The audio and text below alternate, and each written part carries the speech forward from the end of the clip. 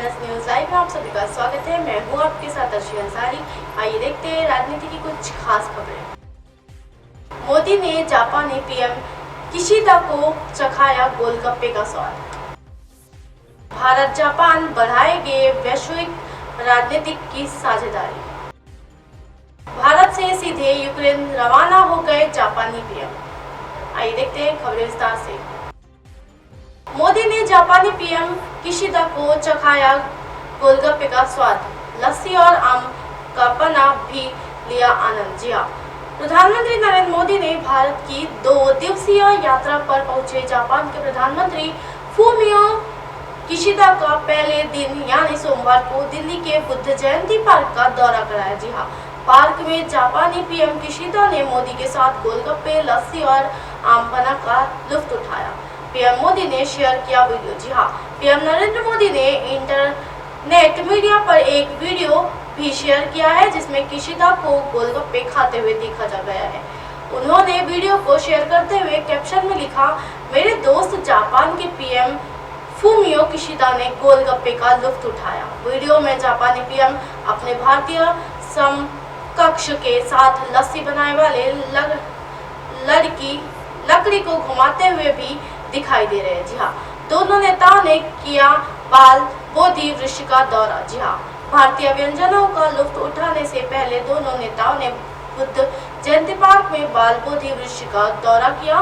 विदेश मंत्रालय के अधिकारियों प्रवक्ता व रदम बागची ने एक ट्वीट में कहा कि पीएम मोदी ने पीएम किशिदा को बाल बोधि वृक्ष का एक पौधा उपहार में दिया। जी हाँ, हिंदी प्रशांत में शांति के लिए भारत अपरिहार्य। जापान के पीएम किशिदा बोले, भौगोलिक दावे के लिए बल का प्रयोग गलत। जी हाँ, कदम के बॉक्स में चंदन की लकड़ी से बनी बुद्ध की प्रतिमा की भेंट। जी हाँ, प्रधानमंत्री मोदी अपने जापानी समकक्ष को कदम की लकड़ी से बने जालीदार बॉक्स में लगी चंदन की लकड़ी से बनी बुद्ध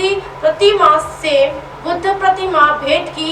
यह कलाकृति कर्नाटक की समृद्ध विरासत में से जुड़ी हुई है। जी हाँ, चंदन की लकड़ी पर नक्काशी की कला प्राचीन और उत्तम शिल्प का शानदार नमूना होती है। चंदन को दुनिया की सबसे मूल्यवान और बेशकीमती लकड़ियों में से एक माना जाता है। चंदन के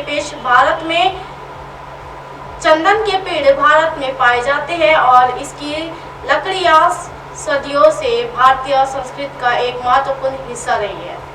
वैश्विक रणनीति साझेदारी बढ़ाएगी भारत जापान। जी हाँ, प्रधानमंत्री नरेंद्र मोदी और उनके जापानी समकक्ष फूमियो किशिदा ने सोमवार को भारत जापान वैश्विक रणनीति साझेदारी का विस्तार करने का संकल्प लिया। दोनों प्रधानमंत्रियों ने भारत जापान द्विपक्षीय संबंधों में हुई प्रगति की समीक्षा की ओर रखा। उपकरण और प्रौद्योगिकी सहयोग, व्यवहार, स्वास्थ्य और डिजिटल साझेदारी पर विचारों का आदान प्रदान किया। जी हाँ, वार्ता के बाद मीडिया को बयान में पीएम मोदी ने कहा, भारत जापान विशेष रणनीतिक और वैश्विक साझेदारी हमारे साझा लोकतांत्रिक मूल्यों और अंतर्राष्ट्रीय पटल पर कानून के सम्मान पर आधारित है। जी हाँ, उन्होंने बताया कि सेमी कंडक्टर और अन्य महत्वपूर्ण प्रौद्योगिकियों में विश्वस्त आपूर्ति श्रृंखला के महत्व पर भी दोनों नेताओं के बीच सार्थक चर्चा हुई। जी हाँ, पिछले साल भारत में 5 लाख करोड़ येन के निवेश के जापान के लक्ष्य का उल्लेख करते हुए मोदी ने कहा, ये संतोष का विषय है कि इस देशों में अच्छी प्रगति हुई है।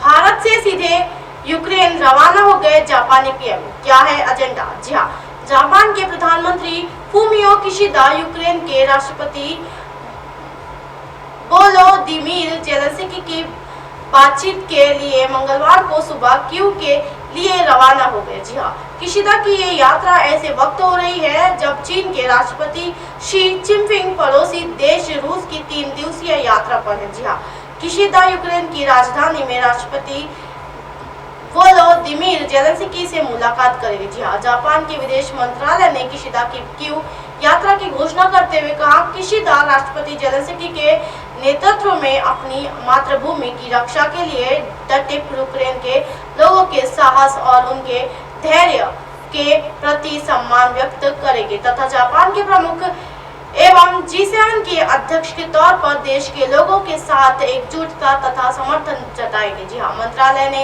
एक बयान में कहा, जेलेंस्की के साथ बातचीत के दौरान किशिदा यूक्रेन पर आक्रामक और सुरक्षा बल के जरिए यथास्थिति में बदलाव के रूस से एकतरफा प्रयास को पूरी तरह से खारिज करेंगे और नियमों पर आधारित अंतर्राष्ट्रीय व्यवस्था की रक्षा के लिए अपनी प्रतिबद्धता को दोहराएंगे। जी हाँ, रूस के राष्ट्रपति व्लादिमीर पुतिन के क्रेमलिन की यात्रा पर चीन के राष्ट्रपति शी जिनपिंग का गर्मजोशी से स्वागत किया। जहां दोनों देशों ने इसे अपनी सीमा से परे दोस्ती को गहरा करने का अवसर बताया। जापान के सरकारी टेलीविजन चैनल NHK द्वारा प्रसारित तस्वीरों में किशिदा पोलैंड से एक ट्रेन में बैठकर कीव के लिए रवाना होते दिख रहे हैं। जी हाँ, नई दिल्ली में प्रधानमंत्री नरेंद्र मोदी से मुलाकात के कुछ घंटे बाद किशिदा की यूक्रेन की ये अचानक यात्रा हो रही है। जी हाँ, नई दिल्ली में किशिदा ने विकासशील और वैश्विक दक्षिण ग्लोब साउथ देशों से नियम आधारित अंतर्राष्ट्रीय व्यवस्था की रक्षा के लिए अपनी आवाज उठाने और यूक्रेन में रूस के युद्ध को रोकने में मदद करने का आह्वान किया। जी हाँ, जापान का चीन और रूस दोनों के साथ द्वीपों को लेकर विवाद है। जापान विशेष रूप से चीन और रूस के बीच घनिष्ठ संबंधों को लेकर चिंतित है। जी हाँ, उन्होंने जापान के तटों के पास संयुक्त सैन्य अभ्यास किया है।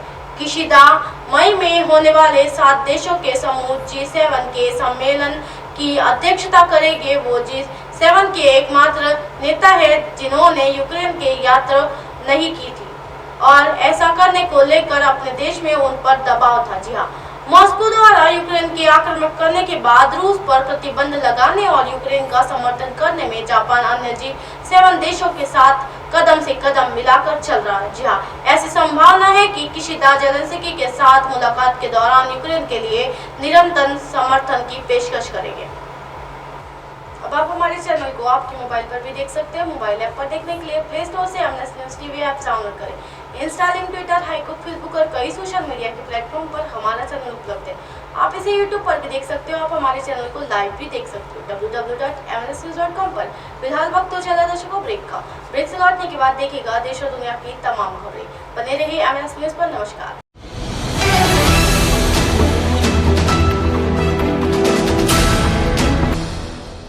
ये है MNS न्यूज़ नेटवर्क और आप देख रहे हैं MNS न्यूज़।